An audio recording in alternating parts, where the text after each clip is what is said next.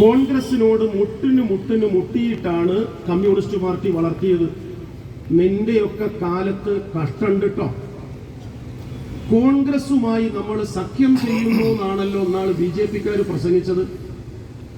ലോക്സഭാ തെരഞ്ഞെടുപ്പിന്റെ പ്രചരണത്തിന് മൈക്ക് കെട്ടിയ ജീപ്പ് മൂപ്പരെ വീടിന്റെ മുന്നിൽ കൊണ്ട് നിർത്തി പറഞ്ഞുപോലും വാളയാർ ചുരം കഴിഞ്ഞാൽ പിന്നെ കോൺഗ്രസും CPM-ഉം എളാപ്പ മൂത്താപ്പ മക്കളാണ്.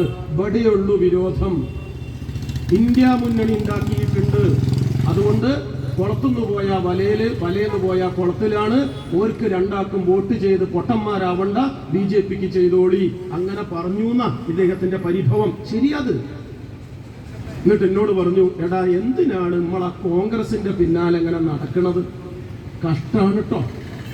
ഞാൻ എന്തിനാ സഖാക്കളെ ഇതിവിടെ പറഞ്ഞത്? അദ്ദേഹം എന്നോട് ധീരമായി പ്രതിഷേധം അറിയിച്ചു എന്നേ ഉള്ളൂ. നിങ്ങളിൽ പലർക്കും അമർന്നു കത്തുന്നുണ്ട് ആ ആശങ്ക, അമർഷം എന്നോണം. പുറത്തേക്ക് പറയുന്നില്ല എന്നേ ഉള്ളൂ. അതുകൊണ്ട് അദ്ദേഹത്തോട് പറഞ്ഞ മറുപടി ഇവിടെയും പറഞ്ഞാൽ കാര്യങ്ങൾ ബോധ്യമായാൽ എനിക്കൊരു തൃപ്തിയായി, പാർട്ടിക്കൊരു സന്തോഷമായി. അതുകൊണ്ട് അദ്ദേഹത്തോട് ഞാൻ കഥ പറഞ്ഞു കൊടുത്തു. എൻ്റെ നാട്ടിലൊരു കടത്തുകാരനുണ്ടായിരുന്നു, തോണി കടത്തുകാരൻ. മിടുക്കന, മനുഷ്യത്വമുള്ളവന. ഒരാള് കടത്ത് കഴിഞ്ഞ് കരക്കിറങ്ങിയാൽ കൂലി തപ്പിയിട്ട് ചില്ലറല്ലാതെ പിന്നെ തരാന്ന് പറഞ്ഞാൽ പിണങ്ങില്ല, ചീത്ത വിളിക്കില്ല, പോയിക്കോളി എന്ന് പറയും. നല്ല മനുഷ്യൻ. പക്ഷെ അദ്ദേഹത്തിന് ഒരു ഇടങ്ങറുണ്ട്. ഇതാണെന്നറിയ ഞങ്ങള് തോണി കരയ്ക്ക് അടുപ്പിക്കൂല ചങ്ങാതി ജമ്മത്ത്. ആളുകളെ മുട്ടറ്റം വെള്ളത്തിൽ ഇറക്കുന്ന ആ മൂപ്പർക്ക് ഒരു കൗതുകം. നാട്ടുകാർ 1000 തവണ പറഞ്ഞതാടാ ഒന്നുകൂടി കരക്കടുപ്പിച്ച കാല് നനയാതെ കേറിക്കൂടെ. ജമ്മത്ത് കുട്ടി അത് ചെയ്യൂല. ഇയാൾക്ക് പ്രായമായി, അസുഖമായി, കിടപ്പിലായി. മോനെ കിടക്കരികിലേക്ക് വിളിച്ചിട്ട് പറഞ്ഞു, മോനെ ഞാൻ തീരാൻ പോവുകയാണ്. മരിച്ചാല് ആ നെയ്യാറ്റിൻകര ഗോപൻ സ്വാമീനെ കുരിപ്പടക്കി അല്ല എന്തായാലും പറയാ സമാധി വെച്ചതുപോലെ വെക്കണ്ട, കുഴിച്ചിടണം നല്ലോണം. എന്നിട്ട് കുറച്ചു ദിവസം കഴിഞ്ഞാൽ നിന്റെ കുട്ടി തോണി ചെതല് പിടിപ്പിച്ച് കളയരുത്, നമ്മളെ ചോറാണത്, കുലത്തൊഴിൽ ഉപേക്ഷിക്കരുത്. അച്ഛന്റെ മൂർധാവിൽ കൈവച്ച് മകൻ സത്യം ചെയ്തു, ഉറപ്പ് ഞാൻ കടത്തുകാരനായിക്കോളാം. അധികം വൈകാതെ അച്ഛൻ മരിച്ചു. മരണാനന്തര ക്രിയകൾ ഭംഗിയാവിധം നിർവഹിച്ച് മകൻ അച്ഛന്റെ അഭീഷ്ടപ്രകാരം വെള്ളത്തിലിറക്കി, തോണി നീറ്റിലിറക്കി. ഈ ചെറിയോന്റെ പണി എന്താ അറിയുന്നത്? നാട്ടുകാരെ അരക്കേറ്റം വെള്ളത്തിലിറക്കുക. ആൾക്കാർ വസ്ത്രമൊക്കെ തെരച്ച് കയറ്റിയിട്ട് ഇവന്റെ മുഖത്തേക്ക് നോക്കി പറയും, ഈ എരപ്പ ചെക്കനേക്കാൾ നല്ലത് ചത്തോയ കുരിപ്പ് തന്തയായിരുന്നു എന്ന്. ഇവൻ അരക്കി ഇറക്കണത്, തന്ത മുട്ടിനെ ഇറക്കിയത്. കഥ പറഞ്ഞപ്പോ മൂപ്പർക്ക് മനസ്സിലായി. നിങ്ങൾക്ക് മനസ്സിലായാൽ എനിക്ക് തൃപ്തിയായി. അതൊക്കെ ഞാൻ ഈ പറഞ്ഞത്. ഞാൻ കഴിഞ്ഞ ഒരാഴ്ച മുമ്പ് എൻ്റെ വീട്ടിലെ അടുക്കളയിൽ കട്ടൻ ചായ ഉണ്ടാക്കുക. ആണുങ്ങൾ ചിരിക്കണ്ട, കേറിയോൽക്കേ ബോധം ഉണ്ടാവും.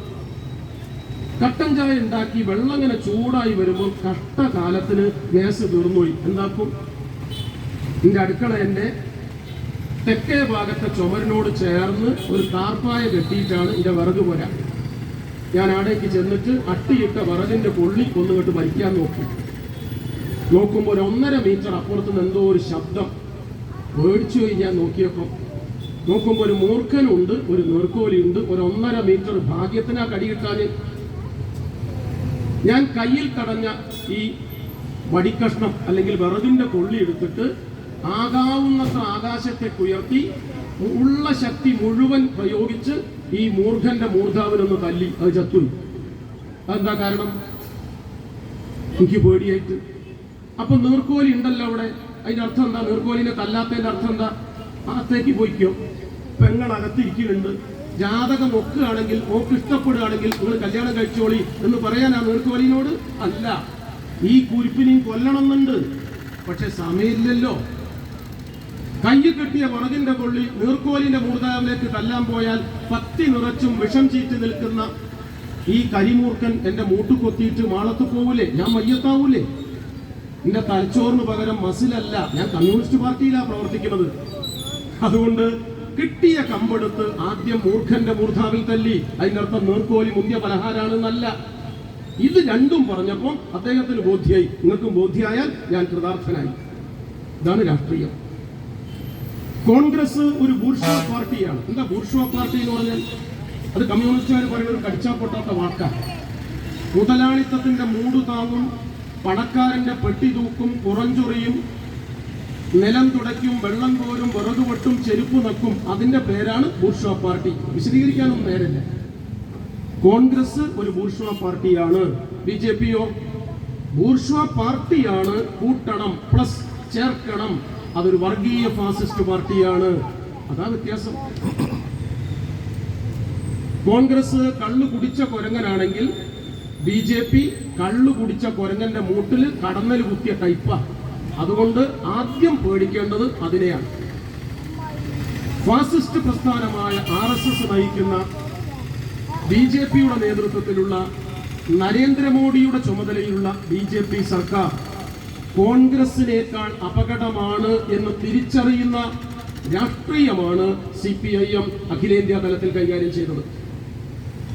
ഈ പ്രശ്നം വന്നപ്പോൾ രണ്ടാമതൊരു പ്രശ്നം വന്നു. അതുകൂടി പറഞ്ഞിട്ട് നമുക്കത് വിടാം. എന്താ നമ്മുടെ പ്രമേയം? എല്ലാവരെയും ചേർത്ത് RSSനെതിരെ അണിനിരക്കണം, പോരാട്ടം മൂർച്ച കൂട്ടണം. ഇതല്ലേ പ്രമേയം? അതെ. ഈ പ്രമേയത്തിലെ പരാമർശത്തോട് പ്രതികരിച്ചുകൊണ്ട് ജമാഅത്തെ ഇസ്ലാമിയുടെ അഖിലേന്ത്യാ അമീർ, അതിന്റെ ചുമതലക്കാരൻ, ഇങ്ങനൊരു പ്രസ്താവന നടത്തി. എന്താ പ്രസ്താവന? നിങ്ങൾ കേട്ടിട്ടുണ്ടാവും. ഇന്ത്യ ഹൈന്ദവ രാഷ്ട്രമാകരുത് എന്നാണ് CPIMന്റെ പ്രഖ്യാപിത നയം. അതെ, ഇന്ത്യ ഹിന്ദു രാഷ്ട്രമായിക്കൂടാ എന്നാണ് ജമാഅത്തെ ഇസ്ലാമിയുടെ പ്രഖ്യാപിത നിലപാട്. ആയിരിക്കാം. എങ്കിൽ നമുക്ക് രണ്ടുപേർക്കും ഒരുമിച്ച് നിന്ന് RSSനെ ചെറുത്തുകൂടെ? പറ്റില്ല. എന്തുകൊണ്ട് പറയാം? മനസ്സിലായില്ലേ? CPIMഉം ജമാഅത്തെ ഇസ്ലാമിയും പറയുന്നത് ഇന്ത്യ ഹിന്ദു രാഷ്ട്രമാകരുത് എന്നാണ്. സത്യം. എങ്കിൽ നമുക്ക് ഒരുമിച്ചുകൂടെ? പറ്റില്ല. എന്തുകൊണ്ട്? അതാ പറയുന്നത്. 1925 വിജയദശമി നാളിൽ നാഗപ്പൂർ എന്ന് പറയുന്ന നഗരത്തിൽ വെച്ച് ഡോക്ടർ കേശവ ബലിറാം ഹെഡ്ഗവർ എന്ന് പറയുന്ന മനുഷ്യനാണ് രാഷ്ട്രീയ സ്വയം സേവക സംഘം എന്ന പ്രസ്ഥാനം രൂപീകരിച്ചത്. രാഷ്ട്രീയ സ്വയം സേവക സംഘം എന്നതിന്റെ ചുരുക്കപ്പേരാണ് RSS. ഈ മെയ് മാസം, അതായത് വിജയദശമി നാളിലേക്ക് RSSന്റെ പ്രായം 100 തികയും. പിറവികൊണ്ട നാൾ മുതൽ പുരപ്പുറത്ത് കയറി അവർ ആക്രോശിക്കുന്നുണ്ട്, ആർത്തു വിളിക്കുന്നുണ്ട്. ഞങ്ങളുടെ ലക്ഷ്യം ഹിന്ദു രാഷ്ട്രമാക്കലാണ്. ആരെ? ഇന്ത്യയല്ല, ഭാരതത്തെ. മറക്കരുത് കേട്ടോ. ഇതിനൊക്കെ വാക്കിന് വലിയ അർത്ഥമുണ്ട്. അപ്പൻ ഔസേപ്പച്ചൻ ഒന്നല്ല. ഭാരതത്തെ ഹിന്ദു രാഷ്ട്രമാക്കലാണ് ഞങ്ങളുടെ ലക്ഷ്യമെന്ന് അന്നു മുതൽ ഇന്നു വരെ ഇടതടവില്ലാതെ പറയുന്ന പാർട്ടിയാണ്, പ്രസ്ഥാനമാണ് RSS. RSS ഇപ്പൊ പറഞ്ഞുകൊണ്ടിരിക്കുന്നത് ഭാരതമെന്നാക്കണം ഇന്ത്യയുടെ പേര്. ഇന്ത്യയെ ഭാരതമെന്ന് വിളിക്കുന്നതിനോട് നമുക്ക് വിയോജിപ്പുണ്ടോ സഖാക്കളെ? തെല്ലുമില്ല. അടുത്ത വാക്ക് ശ്രദ്ധിക്കണേ, നിങ്ങൾ പൊളിഞ്ഞു. ഇന്ത്യയെ ഭാരതമെന്ന് മാത്രമേ വിളിക്കാവൂ എന്ന് ശഠിക്കുന്നതിനോട് ശകലം യോജിപ്പുണ്ടോ CPIMന്? ഇല്ല. ക്ലിയറായില്ലേ കാര്യം? ഇന്ത്യയെ ഭാരതമെന്ന് വിളിക്കുന്നതിനോട് വിയോജിപ്പില്ല ഞങ്ങൾക്ക്. എന്നാൽ ഇന്ത്യയെ ഭാരതമെന്നേ വിളിക്കാവൂ എന്ന് ശാഠ്യം പിടിക്കുന്നതിനോട് ശകലവും യോജിപ്പില്ല CPIMന്. ക്ലിയറാണ്. ഇന്ത്യയെ ഭാരതം ഇപ്പൊ പലരും വിളിക്കുന്നുണ്ട്. പ്രസംഗകർ, പ്രഭാഷകർ, കവികൾ, സാഹിത്യകാരന്മാർ, നാടകക്കാർ, സിനിമക്കാർ, ആരൊക്കെ വിളിക്കുന്നുണ്ട്. നമ്മളൊക്കെ സംസാരിക്കുമ്പോൾ ഭാരതമെന്നും ഇന്ത്യയെന്നും മാറി മാറി വിളിക്കുന്നുണ്ട്, സൗകര്യത്തിനനുസരിച്ച്. ഒരു തെറ്റുമില്ല അതിൽ. അത് മാത്രമാണോ?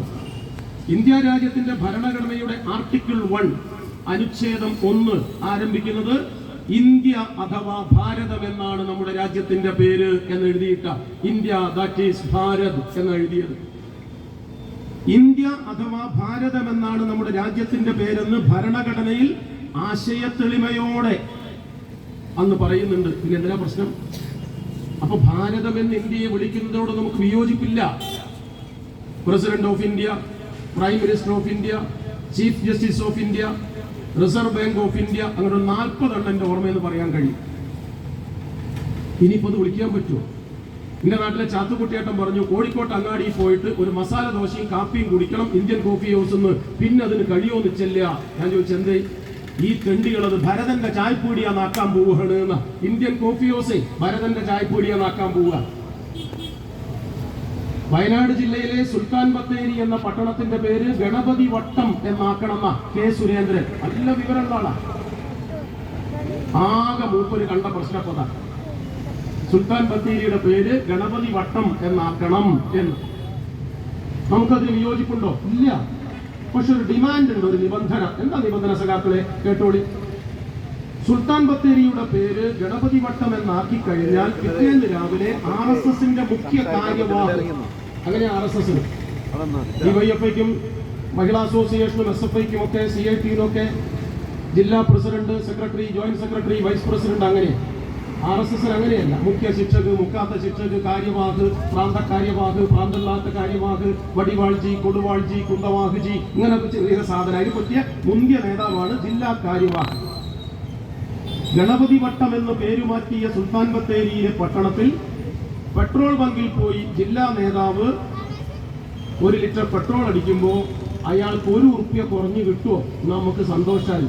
കല്യാണി കുത്തിയാലും ഖദീജ കുത്തിയാലും നെല്ല് വെളുത്താ പോലെ നമ്മളെന്തിനാ ബേജാറാവണത്? ലേശം കൂടി കുട്ടത് നോക്കിക്കോ, അത് നോക്കിയിട്ട് ചെയ്താൽ കിട്ടും.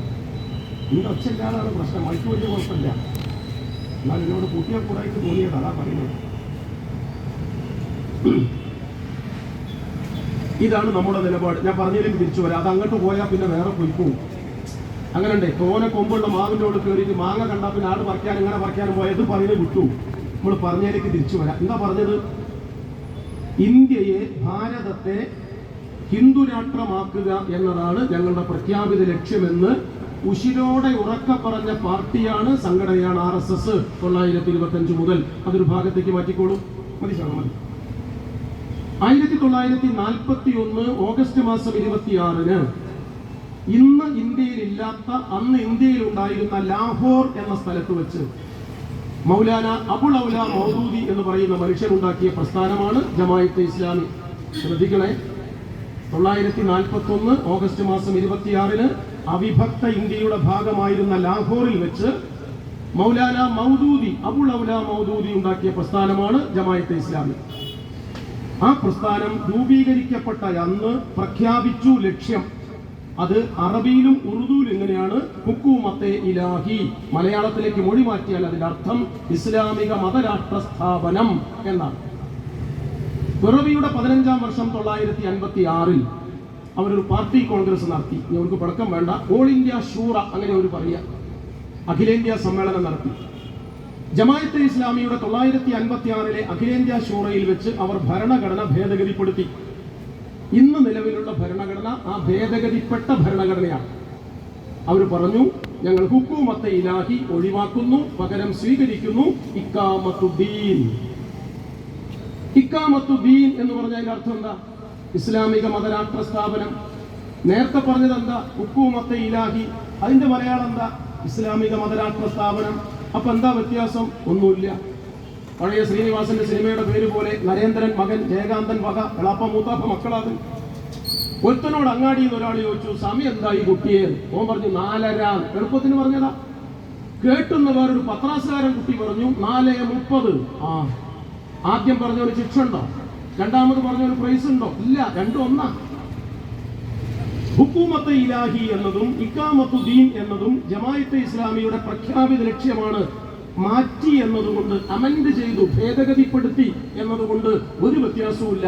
അതിന്റെ മലയാളം, അതിന്റെ പ്രയോഗം ഇസ്ലാമിക മതരാഷ്ട്ര സ്ഥാപനം എന്നാണ്.